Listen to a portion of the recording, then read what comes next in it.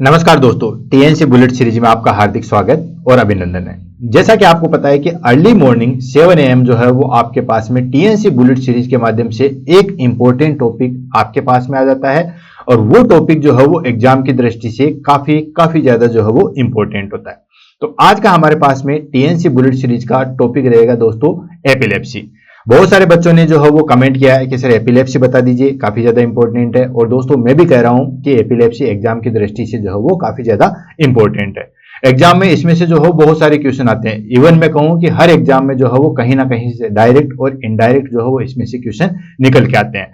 और सबसे बड़ी बात यह है कि इसको समझना जो है बड़ा डिफिकल्ट है, क्योंकि जितनी भी क्लासेज होती है अपन YouTube पे देखें तो एपिलेप्सी के बारे में जो है वो थोड़ा सा बता के छोड़ दिया जाता है। न इसके टाइप पे डिस्कस करते हैं, टाइप जो है वो किस तरीके से कैटेगराइज किया गया था उसके बारे में डिस्कस नहीं करते हैं। और अगर इसके बारे में डिस्कस कर भी ले तो इसके मैनेजमेंट के बारे में तो जो है बिल्कुल भी डिस्कशन नहीं किया जाता। तो दोस्तों आज की क्लास के अंदर जो है वो हम पूरा जो है वो इंफॉर्मेशन या पूरी चीज जो है वो डिटेल से देखेंगे।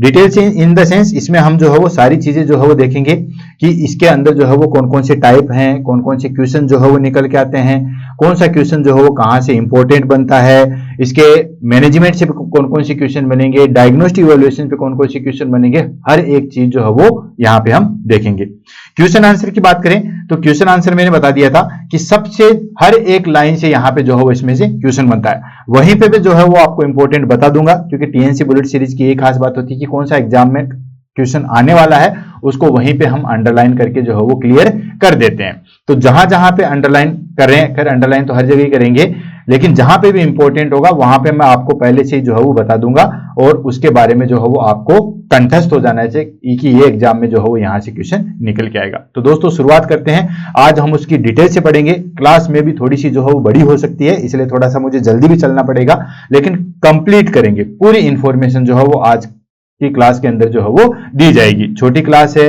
या हम कहें कि सिर्फ और सिर्फ जो है वो छोटी क्लास के माध्यम से हम कोई चीज को जो है वो छोड़ा नहीं जाएगा। तो दोस्तों शुरुआत करते हैं और आगे बढ़ते हैं। तो यहां पे हमारे पास आ गया एपिलेप्सी। एपिलेप्सी क्या है दोस्तों? एक क्रोनिक न्यूरोलॉजिकल डिसऑर्डर है। अब क्रोनिक न्यूरोलॉजिकल डिसऑर्डर कैसे है, एक्चुअली होता क्या है, अगर हम बेसिक पढ़े तो हमारे ब्रेन के अंदर जो है वो इंपल्स आते रहते हैं, ठीक है ना। सेंसरी के भी इंपल्स आते हैं, मोटर के भी इंपल्स आते हैं। और अगर एक तरीके से देखा जाए तो वो इंपल्स एक कंट्रोल मैनर में आते हैं, ठीक है ना। इंपल्स आए कि इस पेन को यूं पकड़ो, इंपल्स आए कि इस पेन से लिखो, तो ये नॉर्मल जो है वो हमारे पास में आता है। यानी कि करंट जो है वो नॉर्मल आ रहा है और नॉर्मल तरीके से हम जो है उस पर एक्ट कर रहे हैं। लेकिन मान लीजिए वो इंपल्स अनकंट्रोल तरीके से, ठीक है ना, फ्लश आउट हो जाए, एकदम से जो है वो धड़ाधड़ आना जाए, ठीक है, तो फिर वो कंट्रोल कैसे होगा? तो वो अनकंट्रोल्ड तरीके से जो है वो हमारे पास में मैसेज इंफॉर्मेशन आने लग जाएंगे, जिसकी वजह से क्या होगा, हमारे पास में सीजर्स का रूप ले लेंगे। उसको हम क्या कहेंगे दोस्तों? एपिलेप्सी कहेंगे, ठीक है।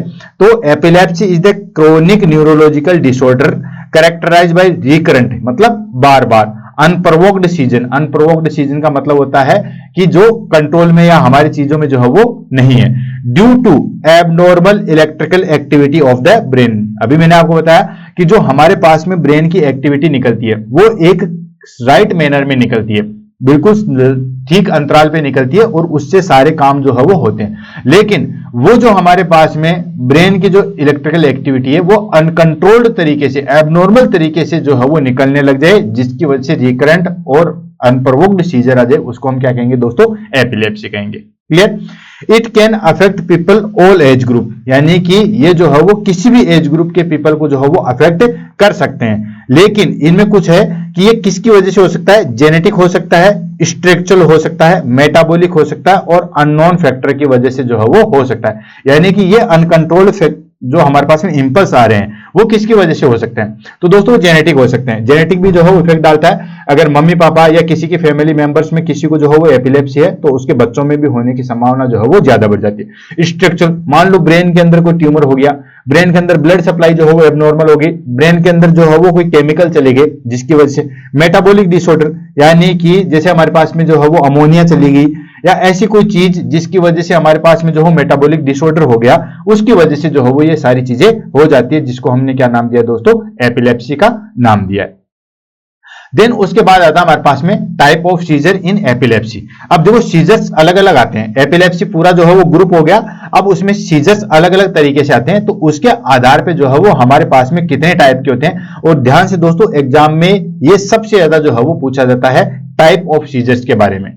अब ये कौन कौन से होते हैं, तो बेसिकली जो है वो हमारे पास में टाइप ऑफ सीजर को जो है वो दो कैटेगरी में जो है वो डिवाइड किया गया। दो कैटेगरी कौन सा, एक होता है फोकल सीजर और एक होता है जनरलाइज सीजर। पहले इसके बारे में जो हम आपको थोड़ा सा जो है वो अच्छे तरीके से डिटेल से, क्योंकि पढ़ने का हमारे पास में तरीका ये है, पढ़ो ऐसे जैसे बरसों जीना हो, जियो ऐसे जैसे कल ही मर जाना हो। तो पहले कंसेप्ट जो है वो क्लियर कर लेते हैं ताकि हमें आगे बढ़ने में या आगे पढ़ने में जो है वो किसी भी तरीके की कोई दिक्कत ना आए। तो टाइप ऑफ सीजर्स की बात करें तो यहां पे दो तरह की कैटेगरी है, एक होता है फोकल सीजर और एक होता है हमारे पास में जनरलाइज सीजर। अब फोकल सीजर जो है वो अगेन 3 टाइप से होता है और जनरलाइज सीजर जो है वो 4 टाइप से होता है। आगे चीज समझ में। अब पहली चीज तो हमें यह पता होना चाहिए कि फोकल सीजर या पार्शियल सीजर जो है वो क्या होते हैं। तो दोस्तों फोकल सीजर को जो है वो हम पार्शियल सीजर के नाम से भी जो है वो जानते हैं। अब ये क्या होता है, इसके अंदर क्या होता है, इसके बारे में जो है वो थोड़ा सा डिस्कस कर लेते हैं। तो दोस्तों ये हमारे पास में ब्रेन की जो है बेसिक स्ट्रक्चर मैंने आपको बताई है। तो ये जो आप देख रहे हो, ठीक है, ये क्या है हमारे पास में हेमिस्फीयर, ठीक है। तो ये हमारे पास में हेमिस्फीयर है और ये हेमिस्फीयर जो है वो 2 लोब में होता है, ठीक है। ब्रेन की अगर स्ट्रक्चर देखोगे तो ऐसी होती है, 2 लोब होती है और ये 2 लोब जो है वो आपस में कार्पस कैलोसम से जो है वो जुड़ी हुई होती है। याद रखना ये 2 वर्ड मैं बार बार रिपीट कर रहा हूं। एक तो हो गया हमारे पास में दैट इज कॉल्ड हेमिस्फीयर, तो 2 हेमिस्फीयर है, एक जो है वो लेफ्ट हेमिस्फीयर है, एक जो है वो राइट हेमिस्फीयर है। लेफ्ट हेमिस्फीयर और दूसरा जो है वो राइट हेमिस्फीयर। लेफ्ट वाला जो है वो राइट वाले अंगों को जो है वो कंट्रोल करता है और लेफ्ट वाला जो है वो राइट को करता है और राइट वाला जो है वो लेफ्ट को करता है। ये आपको बेसिक इंफॉर्मेशन जो है वो पता है। यानी कि राइट जो हमारे पास में ब्रेन है वो लेफ्ट साइड वाली एक्टिविटी को कंट्रोल करता है और जो लेफ्ट साइड में हमारे पास में ब्रेन है वो राइट साइड वाली चीजों को जो है वो कंट्रोल करता है। ये आपको जो है बेसिकली पता है, ठीक है। BSc first year, GNM first year की ये चीजें। तो ये 2 लोब हो गए हमारे पास में, एक हो गए हमारे पास में लेफ्ट साइड प्रेजेंट होने वाली और एक जो है वो हमारे पास में राइट साइड प्रेजेंट होती है। अब होता क्या है, पहली चीज लोकल और फोकल सीजर जो है वो किसको कहेंगे। अब जैसे इसको यूं समझो जैसे हमारे पास में एनेस्थेटिक आता है, तो एनेस्थेटिक में हम जैसे मान लो यहाँ पे कोई चीज स्टिच करनी है तो इस पर्टिकुलर एरिया को हमें जो है वो हम क्या करेंगे, इसको सेंसेटाइज लॉस करेंगे, यानी कि यहाँ के सेंसेशन लॉस करेंगे। तो यहाँ पे हम जो है वो उसको सेंसेशन से लॉस कर देते हैं। तो ये हो गया हमारे पास में लोकल एनेस्थेटिक, यानी कि एक पर्टिकुलर जगह पे जो है वो हमें जो है वो सेंसेशन लॉस करना है। ये हो गया हमारे पास में that is called local anaesthesia. Generalise में हमारे पास में पूरी बॉडी जो है वो इन्वॉल्व होती है, ठीक। तो अब एक मीनिंग तो समझ में आ गया कि लोकल में क्या होगा कि एक छोटा सा एरिया जो है वो कंट्रोल में आएगा या एक छोटा सा एरिया जो है वो अफेक्टेड होगा। जनरलाइज में पूरा एरिया जो है वो अफेक्ट होगा। अब दोनों के बारे में जो है वो मैं दो बातें बताऊंगा, उसके बाद जल्द चलते हैं। पहली चीज लोकल और फोकल सीजर जो है वो किसी एक लोब में एबनॉर्मलिटी आती है तो होता है। समझ में आ गया, कंसेप्ट क्लियर रखोगे तो कभी नहीं भूल पाओगे और सारी चीजें जो है वो आगे समझ में आएगी। पहला हम पढ़ेंगे टाइप ऑफ सीजर में, पहला हम पढ़ेंगे लोकल सीजर्स, सेकंड पढ़ेंगे हम जनरलाइज सीजर्स।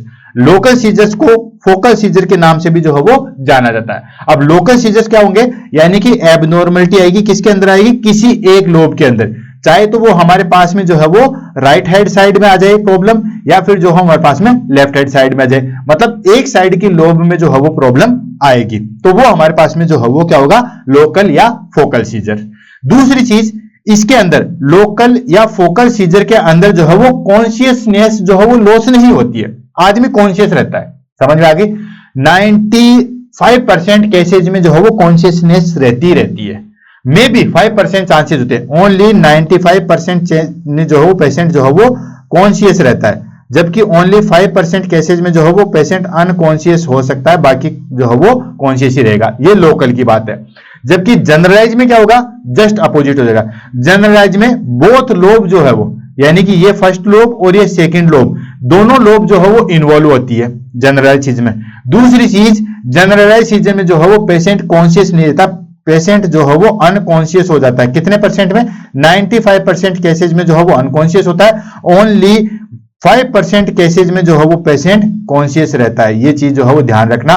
तो ये दो डिफरेंशिएट आ गए हमारे पास में लोकल और जनरलाइज सीजर में। लोकल सीजर को फिर 3 कैटेगरी में डिवाइड किया गया है और जनरलाइज सीजर को फिर जो है वो 4 कैटेगरी में डिवाइड किया है, उसको हम आगे ले लेंगे, पहले यहां तक जो है वो क्लियर होनी चाहिए।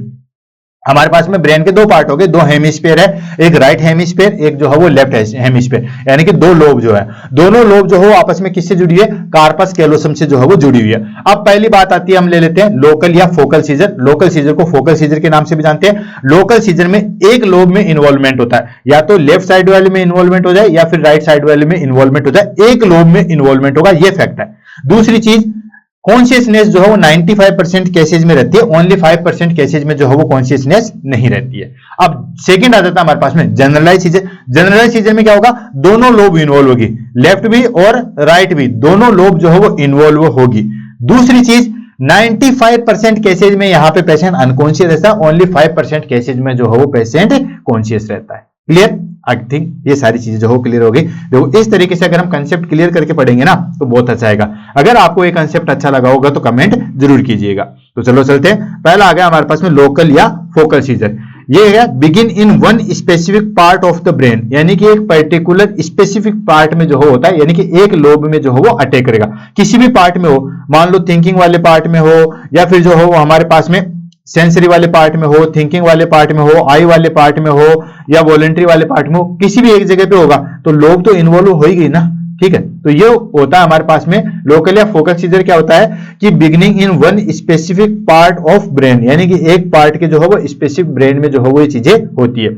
ये जो है वो बेसिकली 3 प्रकार की होती है। पहला आ गया सिंपल फोकल सीजर। इसमें क्या होगा, नो लॉस ऑफ कॉन्शियसनेस, यानी कि कॉन्शियसनेस जो है वो उसमें लॉस नहीं होगी, और सिम्टम्स जो है वो एक अफेक्टेड एरिया वाला जो है वो सिम्टम्स अफेक्ट होगा, यानी कि symptoms depend on affected brain area. Brain area का जो है वो एक एरिया जो है वो अफेक्ट होगा, लाइक थिंकिंग हो गया, सेंसरी हो गया, देन स्पीच वाला हो गया, तो कोई एक पर्टिकुलर एरिया जो है वो अफेक्ट होगा, उसको हम क्या कहेंगे दोस्तों, सिंपल फोकल सीजर।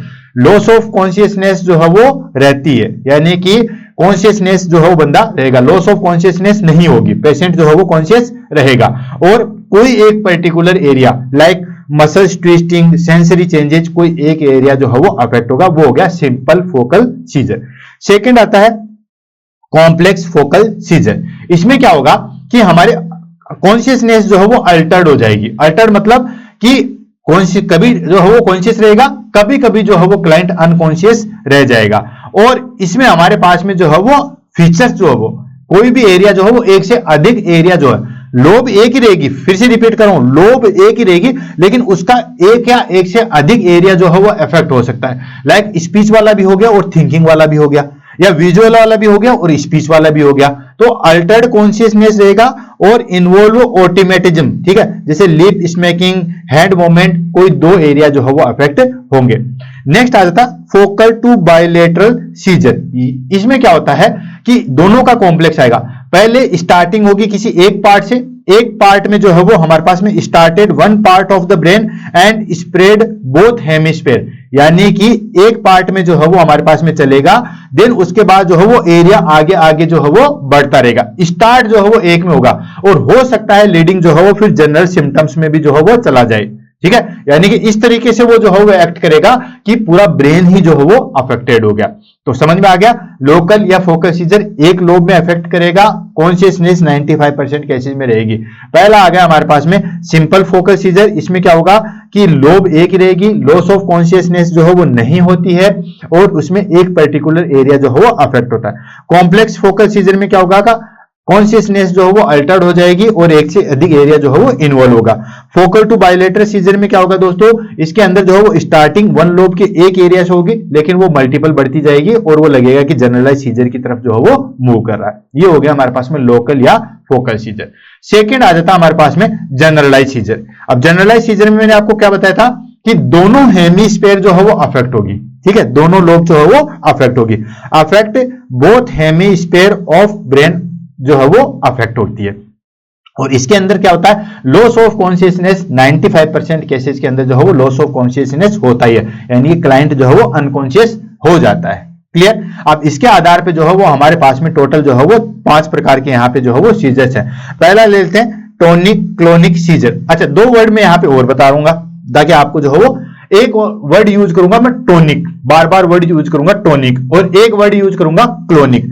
तो दोस्तों टोनिक वर्ड जो बना है वो टोन से बना है। किससे बना है, वो बना है हमारे पास में टोन से, और टोन कौन सी दोस्तों, मसल्स टोन। जैसे हमारे पास में कोई चीज का ऐसे टाइटनेस आ जाती है तो ये टोनिसिटी बढ़ गई है, ये लूज हो गया, दैट इज का टोनिसिटी लूज हो गई है। तो टोनिक का मतलब ये होगा कि स्टिफनेस, ठीक है, टोनिक, और क्लोनिक हो गया पोजीशन, लाइक इस तरीके से, ठीक है। तो टोनिक का मतलब हो गया हमारे पास में मसल्स टोन, और क्लोनिक का मतलब हो गया हमारे पास में मसल्स मूवमेंट। इस तरीके से ट्विस्टिंग होगी, इस तरीके से ट्विस्टिंग होगी, ये हो गया, ये सारी चीजें मैं आपको बता रहा हूं। तो टोनिक और क्लोनिक, देखो आपको समझाने के लिए मैं किसी भी तरीके से एक्ट करने के लिए जो है वो तैयार हूं। तो टोनिक का मतलब हो गया मसल्स टोन, और क्लोनिक का मतलब क्या, मसल्स मूवमेंट, राइट। तो ये दोनों चीज आएगी। तो पहला आ गया हमारे पास में टोनिक क्लोनिक सीजर। अब देखो टोनिक क्लोनिक सीजर में क्या होगा, लॉस ऑफ कॉन्शियसनेस हो जाएगा, मतलब पेशेंट अनकॉन्शियस हो जाएगा, और मसल्स स्टिफनेस भी आएगी और मूवमेंट भी होगा। मसल्स स्टिफनेस भी आएगी और मूवमेंट भी आएगा, उसको हम बोलेंगे टोनिक क्लोनिक सीजर। अगर आपसे एग्जाम में पूछे कि लॉस ऑफ कॉन्शियसनेस जो है वो हो गया, स्टिफनेस भी होगी और मूवमेंट भी होगा, उसको हम क्या कहेंगे, tonic clonic seizure. Tonic seizure कौन सा हो गया, टोनिक सीजर में ओनली मसल्स ट्विस्टिंग होगी, मूवमेंट ठीक रहेगा, ठीक है, तो वो टोनिक हो गया। क्लोनिक सीजर कौन सा हो गया, इसमें मसल्स का मूवमेंट हो जाएगा, मसल्स यूं रहेगी, बाकी टोनिसिटी जो है वो नहीं रहेगी। तो इसी के आधार पे जो है वो आप याद रखो, कोई चीज को रटो मत, रटी हुई चीज एक दिन या 2 दिन याद रह सकती है, हमेशा के लिए नहीं। तो टोनिक क्लोनिक सीजर्स में क्या होगा दोस्तों, लॉस ऑफ कॉन्शियसनेस, ठीक है, लॉस ऑफ कॉन्शियसनेस मैंने बताया था, स्टिफनिंग यानी कि टोनिसिटी रहेगी, फॉलोड बाय जर्किंग मोमेंट यानी कि क्लोनिक होगा। टोनिक और क्लोनिक दोनों चीज होगी, मसल्स टोनिसिटी रहेगी, स्टिफनेस रहेगी, एंड मोमेंट जो है वो जर्किंग मोमेंट रहेगा। ये हो गया टोनिक क्लोनिक सीजर। सेकंड आ गया एब्सेंस सीजर।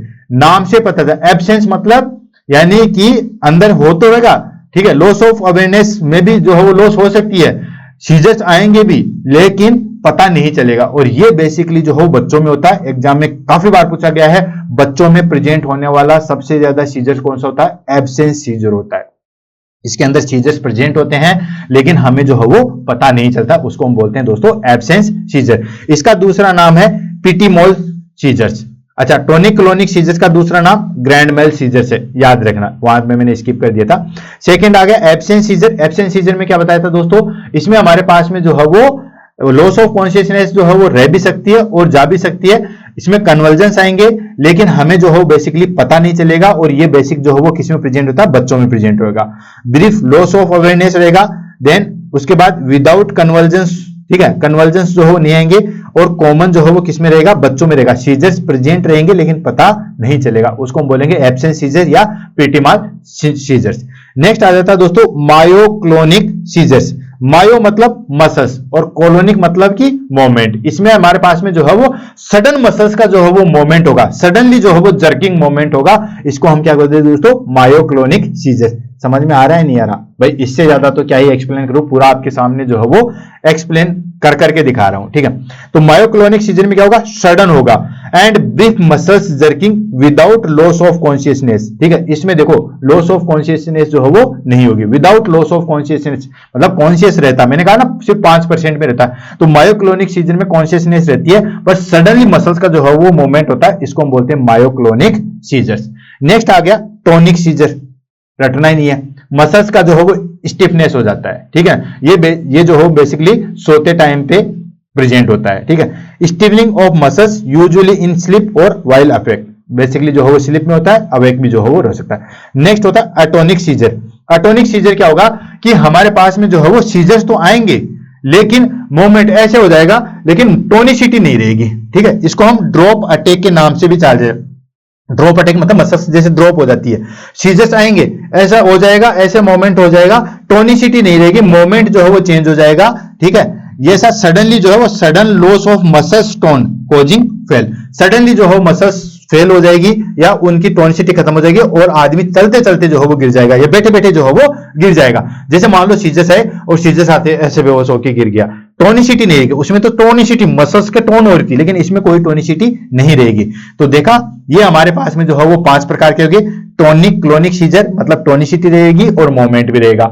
एब्सेंस सीजर में सीजर्स आएंगे लेकिन पता नहीं रहेगा, ये बेसिकली बच्चों में होता है, इसका दूसरा नाम पिटीमोल सिंड्रोम, पिटीमोल सीजर्स है। नेक्स्ट आ गया हमारे पास में मायोक्लोनिक सीजर, इसमें जो है वो सडनली मसल्स जो है वो जर्किंग मूवमेंट करेंगे। नेक्स्ट टॉनिक सीजर, इसमें जो है वो सडनली मसल्स का जो है वो ट्विस्टिंग होगा। नेक्स्ट आएगा अटोनिक सीजर, इसमें मसल्स की टोनिसिटी नहीं होती, सिर्फ मूवमेंट चेंज होगा, पेशेंट जो है वो सडनली फॉल हो जाएगा। ये हो गया हमारे पास में दोस्तों, that is called generalise seizure. अब बताओ कहीं कोई दिक्कत है? नहीं दिक्कत है, समझ में आया तो कमेंट कीजिए। नेक्स्ट आ जाता है हमारे पास में कोजेज। क्या क्या कोजेज हो सकते हैं?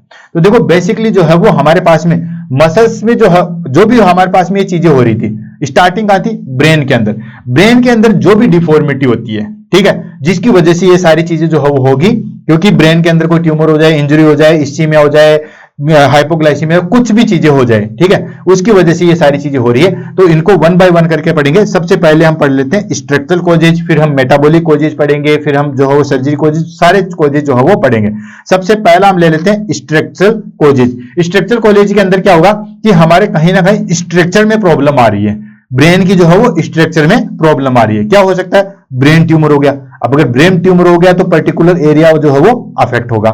स्ट्रोक, जो कि जस्ट हमने 1-2 दिन पहले ही पढ़ा था कि इस्चेमिक स्ट्रोक हो गया, या फिर जो है वो हेमरेजिक हो गया, ब्लड सप्लाई डिक्रीज होगी। ब्लड सप्लाई डिक्रीज हो गई तो ब्रेन के जो है वो फंक्शन अल्टर्ड हो जाएंगे। नेक्स्ट हेड इंजरी, कहीं पे भी सर में चोट लगी जिससे वो एरिया जो है वो अफेक्ट हो गया। देन ब्रेन माल फॉर्मेशन, ब्रेन माल फॉर्मेशन में क्या हो जाएगा दोस्तों? कोर्टिकल डिस्प्लेसिया हो जाएगा। Next neuro degenerative disease, neuro degenerative disease in the sense कि जो हमारे पास में न्यूरॉन्स है वो वहां पे उनकी जो सेल्स है वो डैमेज होने लग जाएगी, जिसको हम बोलेंगे neuro degenerative disease, just like the Alzheimer's disease में हमें देखने को मिलता है। ये सारे के सारे आ गए हमारे पास में स्ट्रक्चरल कोजेज, यानी कि ब्रेन की स्ट्रक्चर में जो है वो कोई प्रॉब्लम आ रही है इसकी वजह से। सेकंड आ जाता है हमारे पास में जेनेटिक कोजेज। जेनेटिक कोजेज में मैंने आपको बताया था कि ये फेमिलियर होता है, यानी कि अगर फैमिली मेंबर में किसी को है तो आगे वह एक जनरेशन से दूसरी जनरेशन में जो है वो स्प्रेड होता है, ठीक है। Some type of epilepsy run in families, यानी कि एक जनरेशन से दूसरी जनरेशन में जो है वो फैलती रहती है। देन स्पेसिफिक जीन म्यूटेशन, जैसे फॉर एग्जांपल SCNA1 जो जीन होता है, इसमें म्यूटेशन हो जाता है, इसमें चेंजेस हो जाता है, तो उसकी वजह से जो है भी हमारे पास में एपिलेप्सी हो जाती है। जैसे SCNA1 जो है वो जीन्स में प्रॉब्लम आ गई, इसको हम बोलेंगे ड्रेवेट सिंड्रोम। ड्रेवेट सिंड्रोम के अंदर होता है कि बच्चा जन्मजात जो है उसमें एपिलेप्सी के जो है वो अटैक आते हैं। ड्रेवेट सिंड्रोम याद रखना, जन्मजात जो है वो एपिलेप्सी इसके अंदर जो है वो प्रेजेंट होती है। ये हो गया हमारे पास में जेनेटिक कोजेज। पहला था स्ट्रक्चरल, जो कि ब्रेन की स्ट्रक्चर में कोई प्रॉब्लम आती है। सेकंड, जीन में कोई प्रॉब्लम आ रही है। तीसरा आ जाता है metabolic causes. Metabolic causes in the sense कि हमारे मेटाबॉलिज्म में जो है वो ऐसी कोई एब्नॉर्मलिटी है, जैसे फॉर एग्जांपल हाइपोग्लाइसीमिया। हाइपोग्लाइसीमिया हो जाएगा, ब्रेन को जो है वो ग्लूकोज टाइम पे नहीं पहुंचेगा। अब ब्लड में अगर ब्रेन को ग्लूकोज नहीं पहुंचेगा तो वो काम कैसे करेगा? तो एपिलेप्सी हो सकता है या सीजर्स हो सकते हैं। दूसरा क्या हो सकता है? हाइपोक्सिया, ऑक्सीजन नहीं पहुंचे। आपको तो पता ही है कि ब्रेन जो है वो सबसे ज्यादा सेंसिटिव एरिया होता है। अगर कुछ समय के लिए भी जो है वो अगर वहां पे हमारे पास में ऑक्सीजन या शुगर नहीं पहुंचे विद इन 6 सेकंड, तो वो सेल्स जो है वो डैमेज होना चालू हो जाते हैं। कुछ इलेक्ट्रोलाइट इंबैलेंस हो जाए, जैसे सोडियम का लेवल कम हो जाए, कैल्शियम का लेवल कम हो जाए, तो उसकी वजह से भी जो है वो ये सारी सीजर्स जो है वो आ सकते हैं। तो मेटाबॉलिक कोजेज में पहला आ गया हाइपोग्लाइसीमिया, यानी कि ब्लड ग्लूकोज लेवल कम हो गया, जो कि मैंने आपको ऑलरेडी एक्सप्लेन कर दिया। हाइपोक्सिया हो सकता है, low oxygen supply in the brain. Then electrolyte imbalance, electrolyte imbalance में क्या होगा? लो सोडियम लेवल और कैल्शियम लेवल। ये हो गया मेटाबॉलिक। नेक्स्ट आ गया हमारे पास में इन्फेक्शियस कोजेज, ठीक है। इन्फेक्शियस कोजेज कौन कौन से? कोई भी इंफेक्शन हो गया ब्रेन के अंदर। पहला था हमारे पास में स्ट्रक्चरल कोजेज, यानी कि ब्रेन की स्ट्रक्चर में कोई प्रॉब्लम आ गई। सेकंड, जेनेटिक कोजेज, हमारे जीन्स में कोई प्रॉब्लम आ गई। तीसरा, मेटाबॉलिक कोजेज, मतलब मेटाबॉलिज्म में जो है वो कोई चीज की प्रॉब्लम आ गई। चौथा हो गया इन्फेक्शियस कोजेज, जैसे कि मान लीजिए मेनिंजाइटिस हो जाए, इन्फ्लामेशन इन द मेनिंजाइटिस, यानी कि जो हमारे पास में ब्रेन की जो चारों तरफ की लेयर है, ब्रेन के चारों तरफ जो है लेयर प्रेजेंट होती है, ड्यूरा मैटर, पाया मैटर, आर्चनो मैटर, ये अच्छे तरीके से पता है, उसके अंदर इन्फ्लामेशन हो जाए, उसको बोलेंगे मेनिंजाइटिस। सेकंड आ गया एंसेफेलाइटिस, जो हमारे पास में ब्रेन पेरिकाइमल सेल्स है उसमें इन्फ्लामेशन हो जाए, उसको हम बोलेंगे एंसेफेलाइटिस। तो मेनिंजाइटिस हो जाए या फिर एंसेफेलाइटिस है, उसकी वजह से ये सारी चीजें होता है। नेक्स्ट आ जाता है हमारे पास में न्यूरोसाइटोट्रोसिस। इसमें क्या होता है दोस्तों? पैरासाइटिक इंफेक्शन होता है। ये भी एग्जाम में जो है वो काफी बार पूछा गया है। न्यूरोसाइटोट्रोसिस जो है वो पैरासाइटिक इंफेक्शन होता है, और ये किसकी वजह से होता है? ध्यान रखना दोस्तों, ये हमारे पास में जो है वो टेपवर्म की वजह से होता है। टेपवर्म, और टेपवर्म जो है वो अपने आप में क्या है दोस्तों? हमारे पास में क्या है? ये टेपवर्म जो है वो पैरासाइट है, ठीक है ना। पैरासाइट भी नहीं है, हम कहें पैरासाइट जो है वो प्रेजेंट होता है। और पैरासाइट भी कौन सा दोस्तों? हमारे पास में 2 प्रकार के होते हैं हमारे पास में। एक होता है टीनिया सोलियम और एक होता है दोस्तों टीनिया सेजिनेटा। दो होते हैं, टीनिया सोलियम और टीनिया सेजिनेटा। ये किसकी वजह से होता है? ये टीनिया सोलियम की वजह से होता है। फिर से रिपीट कर रहा हूं बार बार, न्यूरोसाइटोसिस जो है वो पैरासाइटिक इन्फेक्शन है, टेपरम की वजह से होता है, टीनिया सोलियम की वजह से होता है। और टीनिया सोलियम जो है वो किस में प्रेजेंट होता है दोस्तों? पिग में प्रेजेंट होता है। तो जो पर्सन अनकुक्ड पिग का मांस खाते हैं उसमें जो है वो हमारे पास में एपिलेप्सी होने की संभावना जो है वो ज्यादा होती है। तो अच्छे तरीके से याद रखना, टीनिया सोलियम, टीनिया सेजिनेटा जो है उसको बीफ वर्म के नाम से भी जानते हैं, टीनिया सोलियम को जो है वो पिग वर्म के नाम से भी जो है वो जाना जाता है। अच्छे तरीके से मैंने आपको यहाँ पे बता दिया था। नेक्स्ट आ गया HIV या फिर हमारे पास में HIV या एड्स से रिलेटेड न्यूरोलॉजिकल कॉम्प्लिकेशन। ठीक है, HIV या एड्स से रिलेटेड हमारे पास में जो है वो इम्यूनिटी कम हो जाएगी, फिर उससे रिलेटेड कोई भी इंफेक्शन आएगा तो इसके अंदर जो है वो हमारे पास में सीजर्स हो सकते हैं। नेक्स्ट आ गया हमारे पास में ऑटो इम्यून केसेस। जहां कहीं पे भी मुझे लग रहा है या जहां कहीं इस पे भी क्वेश्चन पूछा जा रहा है, मैं तुरंत आपको जो है बता रहा हूं, अच्छे तरीके से नोट कर लीजिएगा। पढ़ाने के बाद ये कभी भी जो है वो नहीं होगा कि सर ये टॉपिक हमने अर्जुन सर से कंप्लीट किया था, वो हमारे पास में एग्जाम में जो है वो चीजें छूट गई। मैंने कहा था क्लास थोड़ी सी बड़ी हो सकती है, लेकिन छोड़ा कुछ भी नहीं जाएगा, वो समझाएगा आपको परमानेंटली जो है वो डायरेक्ट सेकेंडरी मेमोरी में। नेक्स्ट, ऑटो इम्यून कोजेज क्या हो सकते हैं? ऑटो इम्यून जो है वो एंसेफेलाइटिस हो सकता है, यानी कि हमारे ब्रेन के अंदर ही जो है वो ऐसी एंटीबॉडीज बन जाए जो हमारी ब्रेन सेल्स को ही जो है वो नष्ट करने लग जाए, उसको हम बोलते हैं ऑटो इम्यून एंसेफेलोपैथी। नेक्स्ट आता है एंटीबॉडीज मीडिएटेड एपिलेप्सी, यानी कि उसके अंदर जो है वो हमारे पास में एंटीबॉडीज बन जाए जिसकी वजह से जो है वो एपिलेप्सी अकर हो जाए, ये होता है ऑटो इम्यून केसेस। लास्ट आ गया अननोन कोजेज।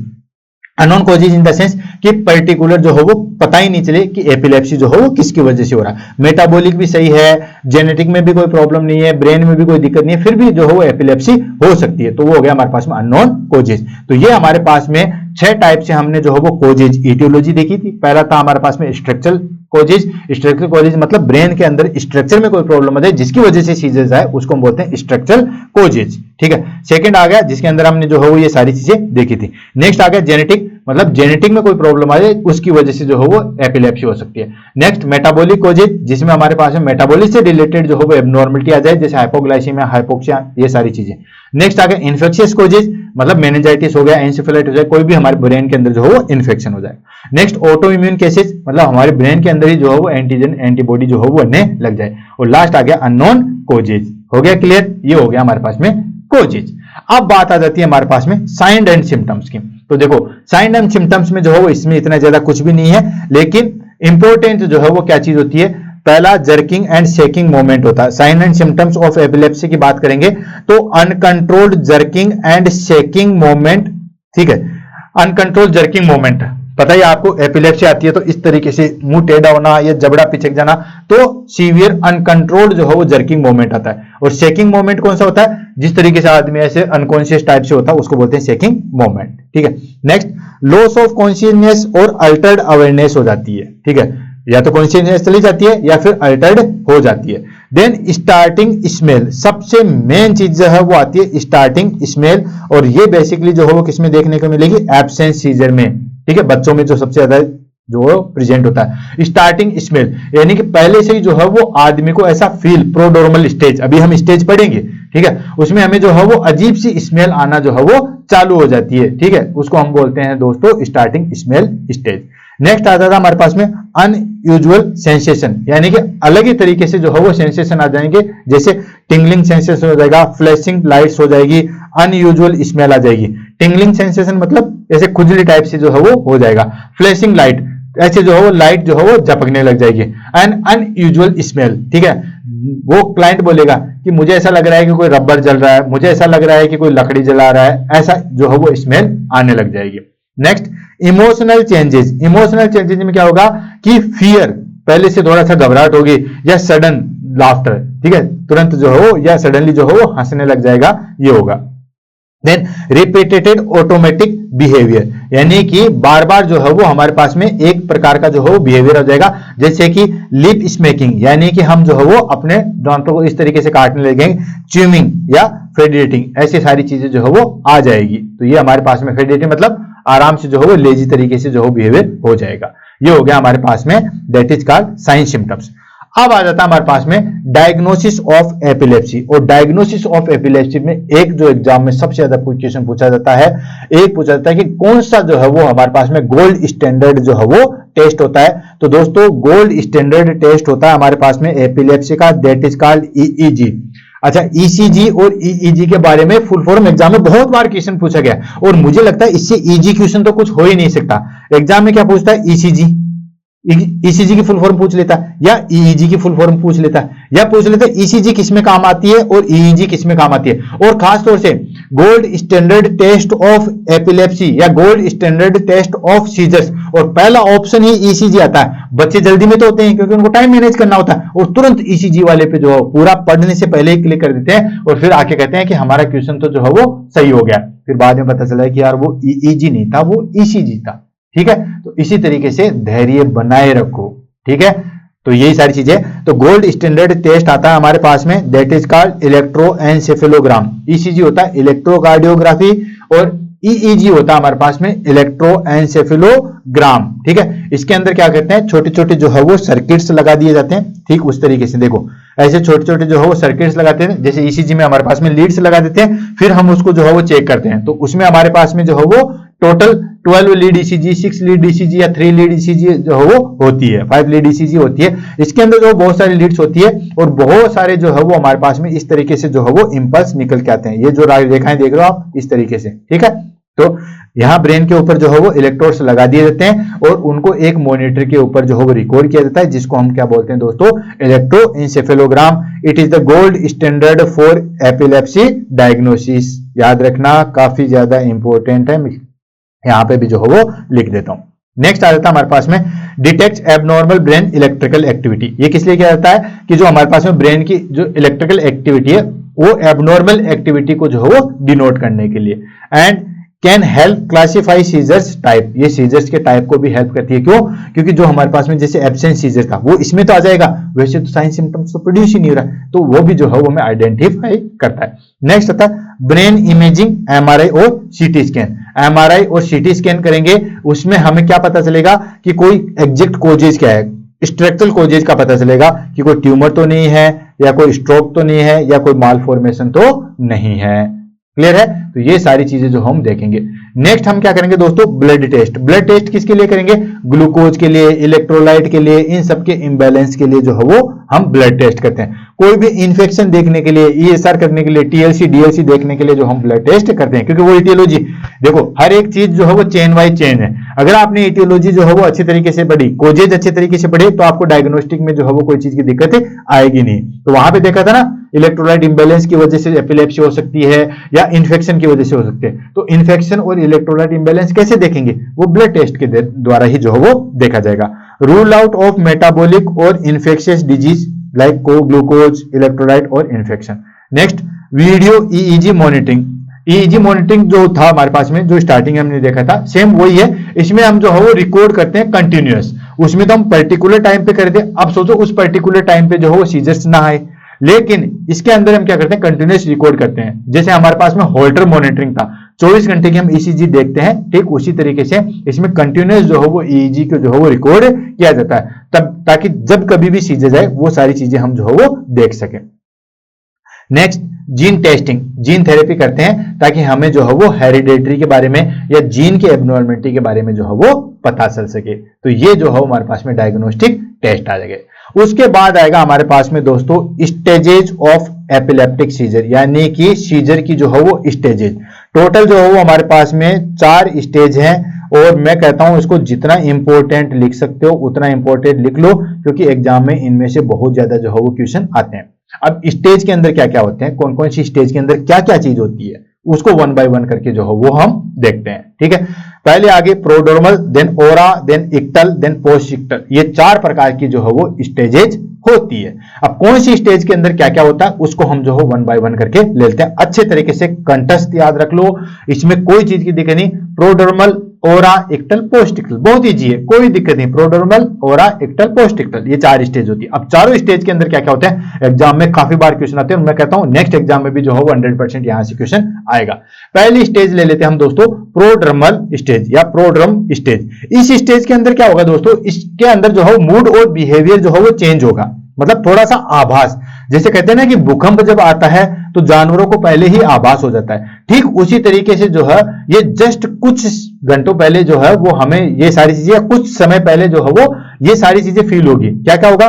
मूड और बिहेवियर जो है वो थोड़ा सा चेंजेस मिलेगा, एंड फीलिंग एंजियस, क्लाइंट जो है वो थोड़ा सा घबराहट महसूस करेगा, and trouble focusing and difficulty sleeping, यानी कि किसी भी चीज को फोकस करने में जो है उसको बड़ी दिक्कत आएगी, कंसंट्रेशन करने में जो है बड़ी दिक्कत आएगी, और स्लीपिंग में जो है वो दिक्कत आएगी। ये स्टार्टिंग है, और ये स्टार्टिंग जो बेसिकली क्लाइंट जो है वो इग्नोर कर देता है, लेकिन जब उनको जब एपिलेप्सी खत्म हो जाती है ना, तब पूछा जाता ना कि ऐसा शुरुआत में आपके साथ हुआ था, तो कहते हैं हाँ यार शुरू में कुछ दिन जस्ट मुझे सीजर आने से पहले ये सारी चीजें हो रही थी। ठीक है, सम पीपल में नोटिस अर्ली साइन हावर्स और डे बिफोर द सीजर्स। ठीक है, बहुत सारे लोग जो है वो नोटिस करते हैं कि ये साइन सिम्टम्स जो है वो आते हैं।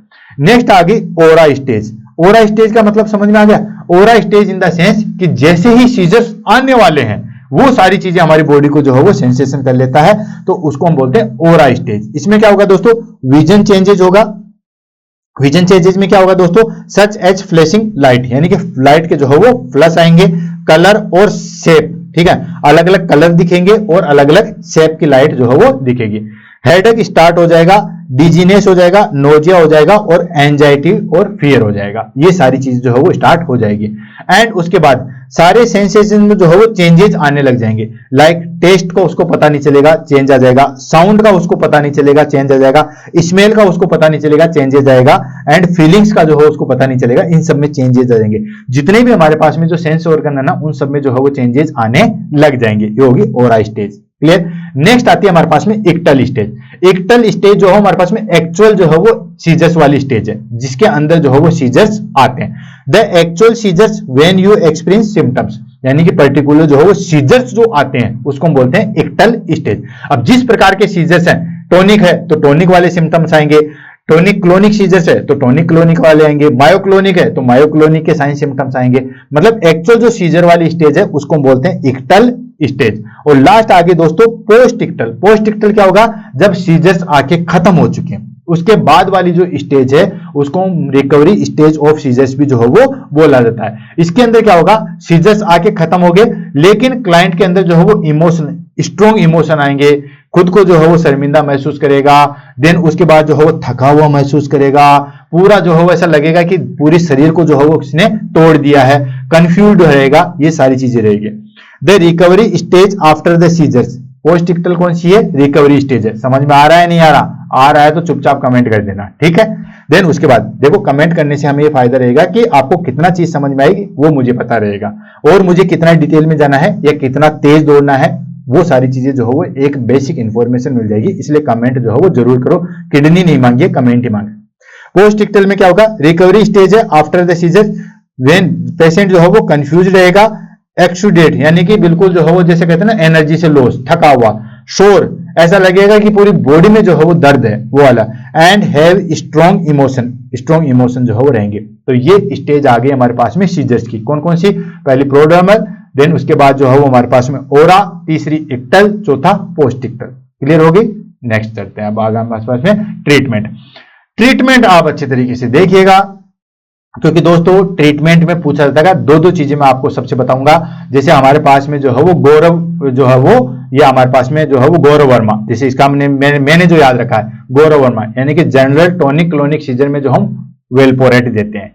तो ड्रग ऑफ चॉइस जो है वो सबसे ज्यादा एग्जाम में जो है वो पूछे गई। एक एक ड्रग्स जो है वो अच्छे तरीके से याद रख लेना, मैं डिटेल बता दूंगा लेकिन याद रखनी पड़ेगी, चाहे आप कैसे भी रखो, निमोनिक्स से रखो, रटो, निमोनिक्स में मैं बताऊंगा लेकिन याद जो है वो रखनी पड़ेगी। तो हर सीजर्स के अंदर अलग अलग ड्रग्स जो है वो काम में आती है, कौन सी जो है वो ड्रग सबसे ज्यादा इफेक्टिव होती है, इन सब के बारे में वन बाय वन करके जो है वो पढ़ेंगे। ये इसका जो है वो थोड़ा सा मेजर पार्ट है। पहला ले लेते हैं हम दोस्तों जनरलाइज टॉनिक क्लोनिक सीजर, जिसको हम ग्रैंड मेल सीजर के नाम से भी जो है वो जानते हैं। ठीक है, ग्रैंड मेल सीजर या जनरलाइज सीजर था जिसमें हमारे पास में ये सारी चीज इफेक्ट हो गई। उसमें ड्रग ऑफ चॉइस दी जाती है दोस्तों वॉल्पोरेट, सोडियम वॉल्पोरेट आपने जो है वो सुना होगा, जिसमें वॉल्पोरिक एसिड जो है वो आता है। ये हाईली इफेक्टिव है और बहुत अच्छे तरीके से काम करती है, लेकिन इसका एक ही चीज का ध्यान रखना है कि प्रेगनेंसी कंडीशन में नहीं दे सकते, क्योंकि ये काफी ज्यादा जो है वो टेट्रोलॉजिकल इफेक्ट जो है वो बच्चों के ऊपर आ जाते हैं। राइट। ड्रग अच्छी है, देते भी हैं, लेकिन प्रेगनेंसी कंडीशन में नहीं देते, ये चीज ध्यान रखना। क्लियर? तो याद रखना, मैंने जिस तरीके से याद रखना, गौरव वर्मा, ठीक है, जनरलाइज टॉनिक क्लोनिक सीजन में जो है वो वॉल्परेट देते हैं। तो ये हाईली इफेक्टिव है but not recommended in pregnancy due to teratogenic effect. एक ही इसका ड्रॉबैक है कि ये इफेक्टिव तो है लेकिन प्रेगनेंसी कंडीशन में नहीं है। तो प्रेगनेंसी लेडीज को हटा दिया जाए तो बाकी सब में जो है वो दे सकते हैं। अब प्रेगनेंसी कंडीशन में किसको देते हैं? प्रेगनेंसी कंडीशन में जो हम लोमोट्रिजीन को जो है वो दी जाती है। नेक्स्ट आगे हमारे पास में दैट इज कॉल्ड लिविस्ट्रीम, लवेरा के नाम से आपने जो है वो सुना होगा, ठीक है। ये जो है वो वेल टॉलरेट है विथ फीवर ड्रग इंटरेक्शन, सबसे कम ड्रग्स के जो है इंटरेक्शन है। जिस क्लाइंट को एपिलेप्सी है, अब एपिलेप्सी है तो सिर्फ उसको एक ही मेडिकेशन नहीं चलती है, हो सकता है उसके ब्रेन ट्यूमर की भी मेडिकेशन चल रही होगी, हो सकता है उसका मेटाबॉलिक की भी चल रही होगी। तो हम जो है वो लिविस्ट्रीम देते हैं। लिविस्ट्रीम जो है वो हमारे पास में लवेरा के नाम से आती है। ये सबसे ज्यादा जो है वो इफेक्टिव इसलिए है क्योंकि ये बाकी ड्रग्स के साथ इंटरेक्शन नहीं करती है, बाकी ड्रग्स को परेशान नहीं करती है, बाकी ड्रग्स से इसको अफेक्ट भी नहीं होता है, इसलिए लवेरा जो है वो बेस्ट है। नेक्स्ट आता है हमारे पास में लेमोट्रिजीन। ये लेमोट्रिजीन जो है बेसिकली किसमें दी जाती है? हमारे पास में जो प्रेगनेंसी कंडीशन वाली है, preferred in women with child bearing age due to lower risk of birth defect, ठीक है। जो क्लाइंट प्रेगनेंसी कंडीशन में है उसमें हम वॉल्परेट नहीं दे सकते, उसमें हम लोमोट्रिजीन जो है वो देते हैं। तो याद रखना, एग्जाम में पूछा जा सकता है कि प्रेगनेंसी कंडीशन में जो हम कौन सी देते हैं? लोमोट्रिजीन देते हैं, राइट। हर एक लाइन से क्वेश्चन बन रहा है, मैं फिर से रिपीट कर रहा हूं, अच्छे तरीके से दिमाग को खोल लो, हर एक लाइन से जो है वो क्वेश्चन बनेगा। नेक्स्ट आता है हमारे पास में फेनेटोइन, ठीक है। फेनेटोइन जो है वो हमारे पास में देते हैं, आपने देखा होगा एप्टोइन या फेनेटोइन। जिस क्लाइंट को जो है वो सीजर्स आ गए, ठीक है, तो ये जो वॉल्परेट या लिविस्ट्रीम, लोमोट्रिजीन, ये तो हम जो है वो डायरेक्ट मेडिकल पर्सन जो है वो अपने विजुअलाइजेशन में देता है या हॉस्पिटल के अंदर देखरेख के अंदर जो है वो दी जाती है। फेनेटोइन जो है जिसको लंबे समय तक चलना है, 2 साल तक, 3 साल तक, 5 साल तक मेडिसिन चलती है, उसमें हम फेनेटोइन देते हैं, एप्टोइन के नाम से जो है वो आती है, ठीक है। ये काफी जो है वो इफेक्टिव है बट इसका ये है कि लॉन्ग टर्म तक काम करेगी, कछुए की चाल जो है वो चलेगी, ठीक है।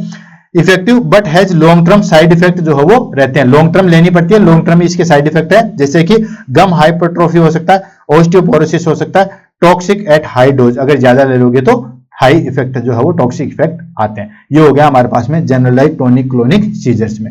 नेक्स्ट आता है हमारे पास में that is called absence seizure, ठीक है ना। एब्सेंस सीजर ध्यान रखना दोस्तों, एब्सेंस सीजर का दूसरा नाम होगा पिटिमाल सीजर। इसके अंदर ड्रग ऑफ चॉइस है हमारे पास में दैट इज कॉल्ड इथोक्सोमाइड, ठीक है। इथोक्सोमाइड ध्यान रखना, एई, ठीक है, हमें इसको जो है वो एई, ठीक है, वो हो गया हमारे पास में जो दैट इज कॉल्ड गौरव वर्मा। ये जो है वो आजकल ईएल पे है, ठीक है ना, एई जो है इथोक्रेस्ट, ये जो है वो फर्स्ट लाइन ट्रीटमेंट है स्पेशली इन एब्सेंस सीजर। और ये एब्सेंस सीजर जो है बेसिकली किसमें दी जाती है दोस्तों? चिल्ड्रन, ठीक है। तो ये चीज ध्यान रखना, चाइल्ड है तो ये हमारे पास में जो है वो ड्रग्स दी जाती है। वेलपोरेट, वही हमारे पास में वेलपोरेट है, अल्टरनेट ऑप्शन है, अगर हम जो है वो एक्सट्रूमाइड जो हो नहीं देंगे तो हम जो है वो वेलपोरेट दे देंगे, ठीक है।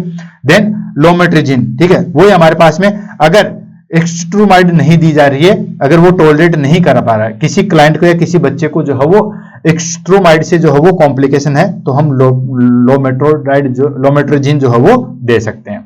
नेक्स्ट हो गया हमारे पास में मायोक्लोनिक सीजर। मायोक्लोनिक सीजर में हम जो है वो बेसिकली हमारे पास में यहाँ पे भी जो है वो मोस्ट इफेक्ट जो है वो वॉल्परेट आ जाती है, ठीक है। वॉल्परेट ड्रग जो है वो यहाँ पे आती है, most effect drugs in myoclonic seizures, यानी कि जो गौरव वर्मा था ये यहाँ पे जो है वो मंगल वर्मा भी आ गया, ठीक है। तो ये हमारे पास में मायोक्लोनिक सीजर्स है जो कि हम उसमें जो है वो सोडियम वॉल्परेट दे सकते हैं। देन क्लोनंजिपाम, अब देखो मायोक्लोनिक सीजर जो है वो किस लिए देते हैं, वहां पे एक टर्म्स यूज की गई थी कि मायोक्लोनिक सीजर जो है वो स्लिप कंडीशन में भी जो है वो आ सकते हैं, तो क्लोनिजिपाम देते हैं। क्लोनिजिपाम क्या होता है? बेंजोडाइपाम है, जो कि हमारे पास में जो है वो मसल रिलैक्सेंट या हम कहें कि सोने के लिए भी जो है वो हेल्प कर सकती है। तो a benzodiazepine that help control myoclonic jerk movement but के कुछ ड्रोजिनेस करती है। नेक्स्ट आते हैं हमारे पास में लेविट्रेसिट्राम, यानी कि लवेरा वगैरह, ये अल्टरनेट हो सकता है विथ फ्यूअर साइड इफेक्ट, अगर किसी में साइड इफेक्ट आ रहे हैं तो ये सारी चीजें दे सकते हैं।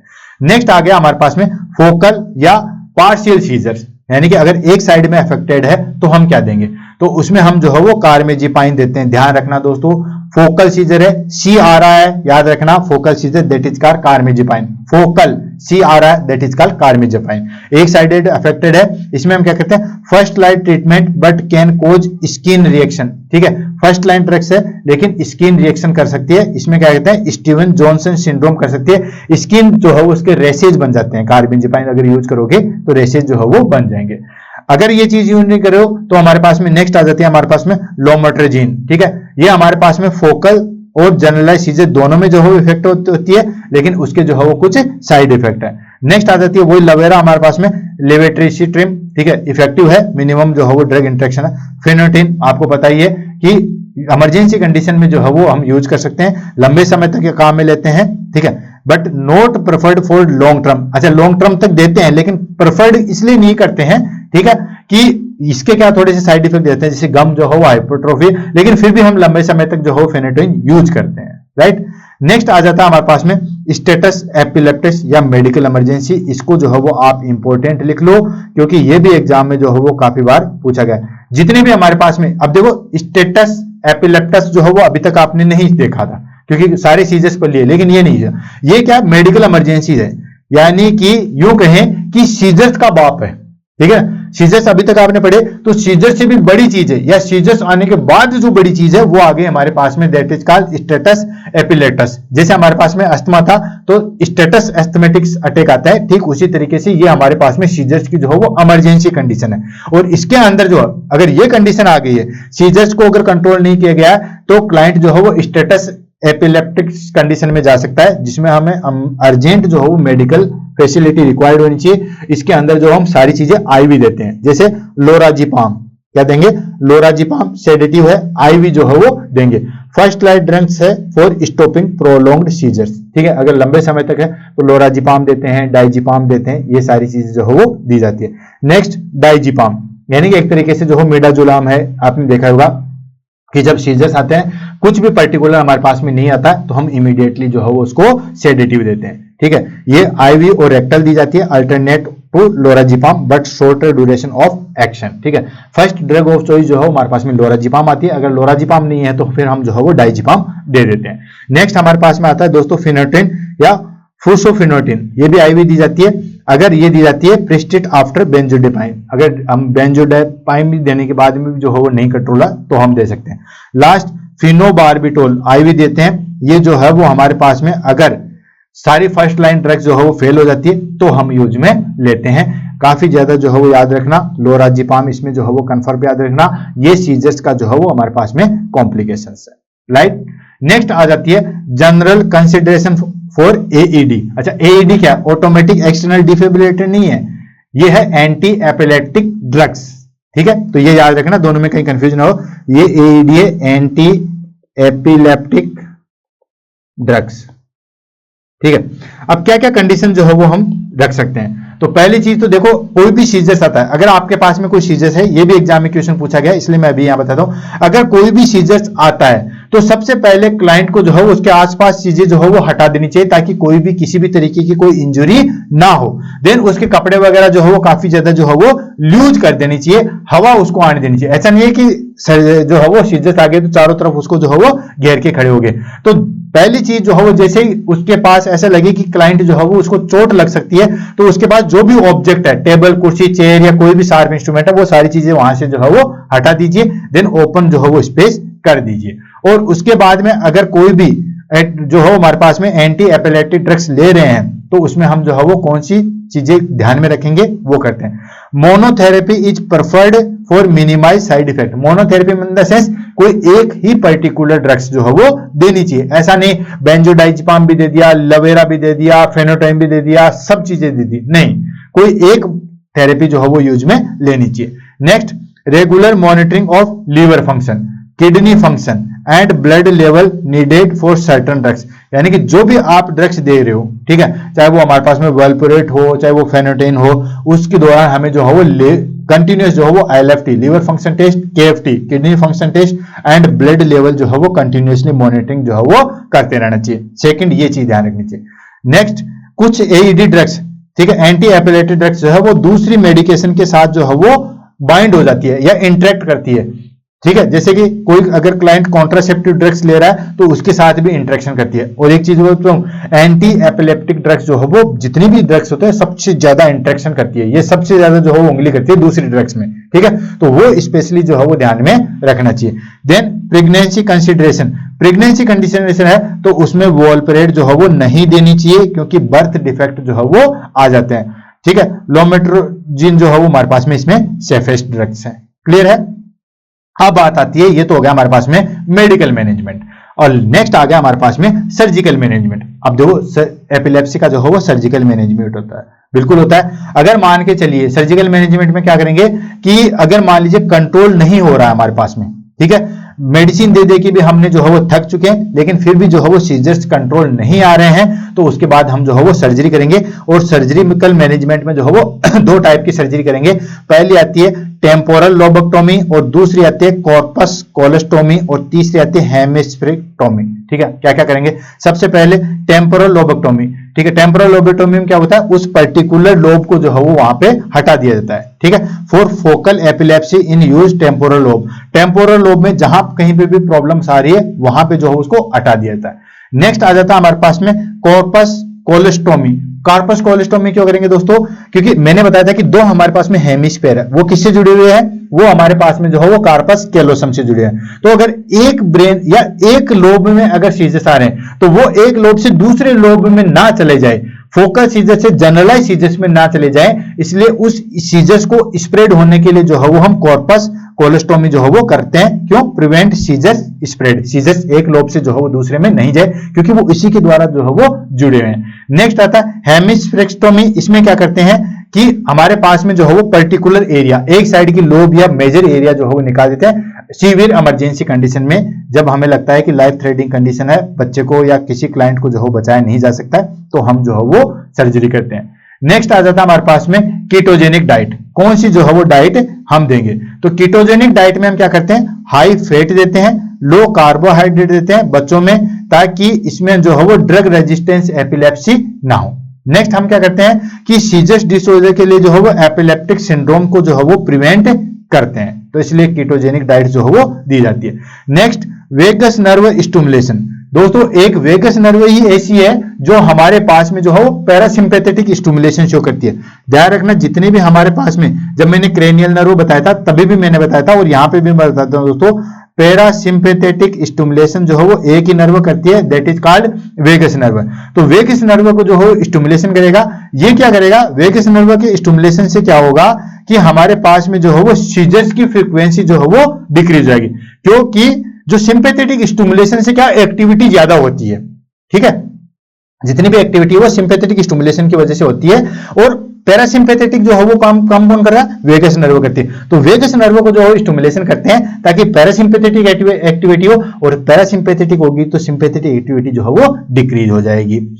नेक्स्ट आ जाता है हमारे पास में, that is called responsive neuro stimulation, ठीक है। इसमें हम क्या करेंगे दोस्तों कि हम डिटेक्ट सीजर की जो है वो एक्टिविटी देखेंगे, कहां से जो है वो डिलीवर हो रही है, वहीं से उस सीजर को जो है हम रोक देंगे, यानी कि जहां से वहां से रिस्पॉन्स निकल के आ रहा वहीं पे उसको जो है वो कंट्रोल कर दिया जाता है। नेक्स्ट आ जाता है हमारे पास में life style modification. Life style modification में हम जो है वो कंप्लीट जो है वो रेस्ट लेंगे, स्ट्रेस नहीं लेंगे, देन बहुत ज्यादा लाइट से, अल्कोहल से, इन सब चीजों से अवॉइड होंगे, प्रॉपर जो है वो स्लीप लेंगे, मेटाबॉलिक हमारे पास में जो है वो कंट्रोल में रहेगा। तो पहला चीज अवॉइड ट्रिगर्स, यानी कि ऐसी चीजें जो इस चीज को ट्रिगर करती है, यानी कि अगर क्लाइंट एपिलेप्सी के जो है वो अटैक आ रहे हैं तो ऐसी चीजों को अवॉइड करेंगे जिससे कि ये चीजें जो है वो ज्यादा बढ़ती है, जैसे लैक ऑफ स्लीप। तो जिस क्लाइंट को एपिलेप्सी या जिस पर्सन को जो है वो सीजर्स आते हैं उसको प्रॉपर जो है वो स्लीप लेनी चाहिए। अगर स्लीप नहीं लेगा तो एपिलेप्सी के चांसेस जो है वो ज्यादा हो जाएंगे। स्ट्रेस नहीं लेना, अगर स्ट्रेस लेगा तो ज्यादा हो जाएगा। बहुत ज्यादा चमकदार डीजे वाली जो है वो लाइट्स जो है वो नहीं होनी चाहिए, अल्कोहल का यूज नहीं होना चाहिए, और जो मेडिकेशन है जो कि इसको ट्रिगर करती है वो नहीं लेनी चाहिए। नेक्स्ट रेगुलर स्लीप शेड्यूल, ठीक है, प्रॉपर जो है वो नींद लेनी चाहिए। जो बच्चे ज्यादा सोते हैं उनमें सीजर्स की जो है वो कोई प्रॉब्लम नहीं आती है। नेक्स्ट आ जाता है मेडिकेशन एडियरेंस, यानी कि स्किप डोज जो है वो नहीं करनी चाहिए। जिस तरीके से डायबिटीज या हम कहें कि हार्ट की जो है वो मेडिकेशन ली जाती है, स्टेरॉइड कंटिन्यूस लिया जाता है, ठीक उसी तरीके से जो है वो सीजर्स एपिलेप्सी की भी जो है वो मेडिकेशन कंटिन्यूसली जो है वो लेनी होती है। अगर छोड़ दोगे तो मोर चांसेस हो जाएंगे हमारे पास में सीजर्स आने के। लास्ट आ जाता है हमारे पास में दोस्तों कॉम्प्लिकेशन ऑफ एपिलेप्सी। एपिलेप्सी के जो है वो क्या क्या कॉम्प्लिकेशन हो सकते हैं। पहला आ गया हमारे पास में स्टेटस एपिलेप्टिक्स, ठीक है, जो कि मैंने आपको बता ही दिया था। ये मेडिकल इमरजेंसी है। इसके अंदर जो है वो कंटिन्यूस सीजर आते हैं मोर देन 5 मिनट्स, 5 मिनट से भी जो है वो ज्यादा सीजर्स आ गए या मल्टीपल सीजर्स आते हैं, एक दिन में 10 बार आ गए, 15 बार आ गए, ठीक है, बिना किसी रिकवरी के, तो उसको हम क्या कहेंगे दोस्तों, स्टेटस एपिलेप्टिक्स। ये इसके जो है वो कॉम्प्लिकेशन है। इसके अंदर जो हम आईवी बेंजोडिपेंस देते हैं, जैसे कि लोराजिपाम या डाइजिपाम जो है वो दिया जाता है। नेक्स्ट क्या हो सकता है, सडनली जो है वो डेथ हो सकती है, sudden unexpected death in epilepsy, ये भी जो है वो देखने को मिलेगा। अगर हमने मान लीजिए कि स्टेटस एपिलेप्टिक्स को जो है वो कंट्रोल नहीं किया गया है तो क्लाइंट की जो है वो सडनली मौत भी हो सकती है। नेक्स्ट आ गया इंजरी ड्यूरिंग सीजर्स। सडनली जो है वो हमारे पास में जो है वो सीजर्स है, इसकी वजह से इंजरी हो सकती है। क्या क्या इंजरी हो सकती है, पेशेंट सडनली जो है वो गिर जाता है, फ्रैक्चर हो जाते हैं, टंग बाइटिंग हो जाती है, ड्रॉइंग हो जाता है, ये सारी चीजें जो हमें देखने को मिलेगी। फॉल्स, फ्रैक्चर, हेड ट्रॉमा, ड्राउजिंग, ठीक है, अगर उसको जो है वो कंट्रोल नहीं किया गया या क्लाइंट जो है वो सीधा पानी में चला गया, पानी के अंदर सीजर आ गए, तो ये सारी चीजें जो है वो कॉम्प्लिकेशन हो सकती है। नेक्स्ट आ जाता है हमारे पास में cognitive and psychiatric issue. Cognitive और साइकेट्रिक इश्यू क्या हो सकता है दोस्तों, मेमोरी लॉस हो जाएगी। बार बार अगर सीजर्स आएंगे तो क्लाइंट की जो है मेमोरी कम हो जाती है, मेमोरी लॉस हो जाता है। देन डिप्रेशन भी हमें देखने को मिलता है एंड एंजाइटी भी जो है हमें देखने को मिलेगी। प्रेगनेंसी क्या क्या कॉम्प्लिकेशन आ सकती है, अगर हमने जो है वॉल्परेट दे दिया, जैसे कि some anti epileptic drugs that is called valproate, ये क्या कर सकती है, बर्थ डिफेक्ट कर सकती है, जो भी कंजेनाइटल डिफेक्ट जो है वो हो सकते हैं, ठीक है, तो इसके लिए जो है वो पहले से काउंसलिंग जो है वो एसेंशियल हो जाती है। क्लियर। अब बात करते हैं प्रोग्नोसिस की। प्रोग्नोसिस के बारे में जो है वो काफी ज्यादा जो है मिथ था कि इसको जो है वो कभी भी ठीक नहीं किया जा सकता या एपिलेप्सी जो है वो कभी ठीक नहीं होगी, तो ऐसा कुछ भी नहीं है दोस्तों। 70% केसेज में जो है वो एपिलेप्सी वाले पेशेंट जो है वो गुड कंट्रोल कर लेते हैं मेडिकेशन से, ठीक है, और 30% वाले जो क्लाइंट होते हैं वो भी हमारे पास में जो है वो रेजिस्टेंस होते हैं, लेकिन अल्टरनेट ट्रीटमेंट से जो है वो काफी हद तक जो है वो ठीक हो सकते हैं। तो ये कहते हैं कि जन्मजात है, या गांव में आज भी चलता है कि दौरे आते हैं, ठीक है, तो दौरे आना कोई अभिशाप नहीं है, कोई बहुत बड़ी प्रॉब्लम नहीं है, ठीक है, ये इसको जो है वो कंट्रोल किया जा सकता है, ठीक है। चाइल्डहुड एपिलेप्सी सिंड्रोम, इसमें हम क्या करते हैं कि सीजर्स आते हैं, उसमें जो है वो लाइफ लॉन्ग रह सकते हैं, तो जो है वो कुछ कंडीशन में लाइफ लॉन्ग रह सकते हैं, बाकी 30% या 90% केसेज में जो है हम इसको रिकवर कर सकते हैं। क्लियर है दोस्तों। तो दोस्तों आज हमने जो है वो स्टार्टिंग पढ़ी, स्टार्टिंग में हमने क्या करा, फटाफट जो है मैं रिवीजन कर देता हूं। सबसे पहले हमने जो है वो एपिलेप्सी के बारे में पढ़ा था। एपिलेप्सी के टाइप पढ़े थे हमने कौन कौन से, एक था हमारे पास में that is called focal scissor, एक था हमारे पास में कॉम्प्लेक्स जनरलाइज। फोकल को हम जो है वो किस नाम से जानते हैं हमारे पास में, दैट इज कॉल्ड फोकल को हमने जो है वो जनरल लोकल या फोकल, ठीक है, वो हो गया। उसमें हमारे पास में एक लोब जो है वो इन्वॉल्वमेंट होती है, और इसके जो है वो हमारे पास में 3 टाइप थे। जनरलाइज जो है वो हमारे पास में दोनों लोब इन्वॉल्व हो सकते हैं, उसमें हमारे पास में जो है वो टोटल 5 टाइप थे। फोकल या लोकल सीजर के अंदर जो है वो लॉस ऑफ कॉन्शियसनेस जो है वो नहीं होता है, कुछ कंडीशन में हो सकता है, जबकि जनरलाइज सीजर में लॉस ऑफ कॉन्शियसनेस जो है मेजॉरिटी रूप में होता ही होता है। क्लियर। ये सारी चीजें पढ़ने के बाद में जो है वो हमने इसके एटियोलॉजी पढ़ी। एटियोलॉजी में जो है वो स्ट्रक्चरल डिफेक्ट आ सकता है, मेटाबॉलिक डिफेक्ट आ सकता है, देन उसके बाद में जो है वो हमारे पास में जो है वो न्यूट्रिशनल डिफेक्ट आ सकता है, जेनेटिक डिफेक्ट आ सकता है, अननोन कॉजेज आ सकते हैं, ये सारी चीज जो है वो हो सकते हैं। देन उसके बाद में हमने जो है वो इसके डायग्नोस्टिक पढ़े थे। डायग्नोस्टिक में हम ईईजी करवाते हैं, बेसिकली सीटी एमआरआई करवाते हैं, हिस्ट्री टेकिंग, ब्लड टेस्ट, ये सारी चीजें जो है वो करवाते हैं। देन उसके बाद हमने स्टेज पढ़े थे, 4 प्रकार के हमने जो है वो स्टेज पढ़ी थी, प्रोडर्मल, ओरा, इक्टल एंड पोस्टिकल। कौन कौन सी स्टेज में क्या क्या चीजें होती है वो सारी चीजें हमने देखी थी। और लास्ट हमने जो है वो इसके ट्रीटमेंट के बारे में देखा था। तो ट्रीटमेंट के बारे में हमने सबका जो है वो अलग अलग देखा था कि वॉल्पोरेट जो है वो किसके अंदर दे सकते हैं, देन उसके बाद जो इथोमोक्साइड जो है वो किसके अंदर दे सकते हैं, कौन सा सीजर कहां पे प्रेजेंट होता है, ये सारी चीजें जो है हमने यहाँ पे फिनिश की थी। आई होप आपको आज की क्लास जो है वो काफी ज्यादा अच्छी लगी होगी। बहुत मेहनत जो है हमने इस पे की है और मैंने पूरी कोशिश की है आपको सारी चीजें जो है वो समझाने की, और चीजें समझ में भी आएगी। हर एक चीज को जो है वो परत दर पर जो है मैंने खोलने की कोशिश की है। ऑफ कोर्स अगर क्लास समझ में आई है या आपको मेरी मेहनत पे जो है वो एतबार है तो कमेंट जो है वो जरूर कीजिएगा दोस्तों। इसी के साथ आज की क्लास को अलविदा लेते हैं। नेक्स्ट क्लास में नए क्लास में नए टॉपिक के साथ मिलेंगे। तब तक के लिए दोस्तों all the best, have a nice day, thank you so much.